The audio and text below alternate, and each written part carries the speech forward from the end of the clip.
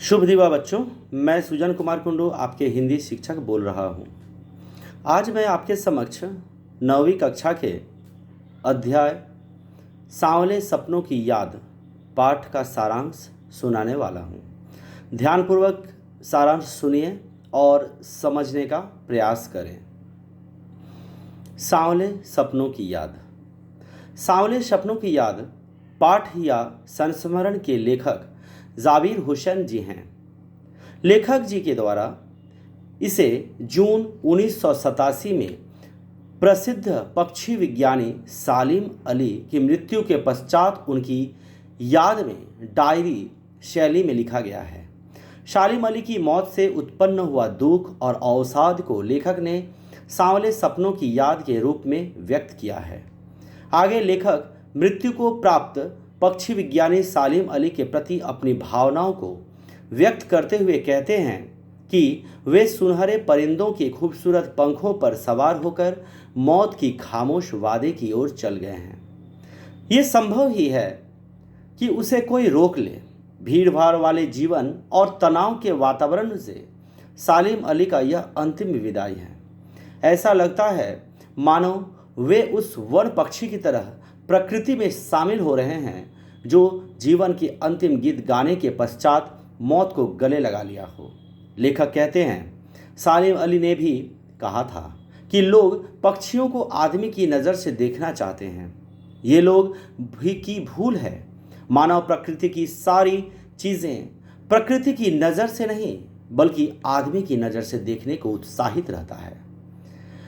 आगे लेखक ऐतिहासिक पृष्ठभूमि का उल्लेख करते हुए भगवान कृष्ण के बारे में कहते हैं कि उसने कब वृंदावन में रासलीला रची थी और गोपियों को अपनी शरारतों का हिस्सा बनाया था, कब माखन चुरा कर खाया था, वाटिका में कब घने पेड़ों की छांव पर आराम किया था, कब अपनी बंसी के जादू से सबको मंत्र मुग्ध कर दिया था।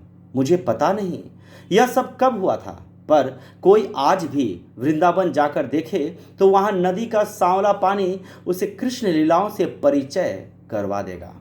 आज भी वहाँ कृष्ण की मनोहर बांसुरी का जादू फैला हुआ है। लेखक के अनुसार सालिम अली लगभग 100 वर्ष के होने ही वाले थे कि उनकी मृत्यु कैंसर जैसी जानलेवा बीमारी के कारण हो गई थी। लेकिन मौत उनकी आंखों से उनकी रोशनी छीनने के लिए असफल रही, जो पक्षियों की तलाश और उनके सुरक्षा के लिए समर्पित थी। लेखक आगे अपनी बातों पर जोर देते हुए कहते हैं कि सालिम अली जैसा बर्ड वॉचर शायद कोई दूसरा हो।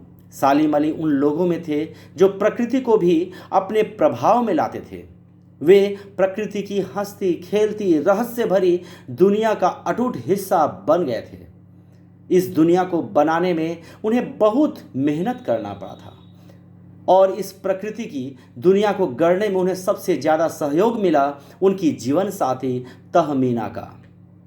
एक सहपाठी के रूप में भी तहमीना स्कूल के दिनों से ही सालिम अली का साथ निभाती आ रही थी। लेखक के अनुसार अपने अनेक और लंबे रोमांचकारी अनुभवों के मालिक थे सालिम अली।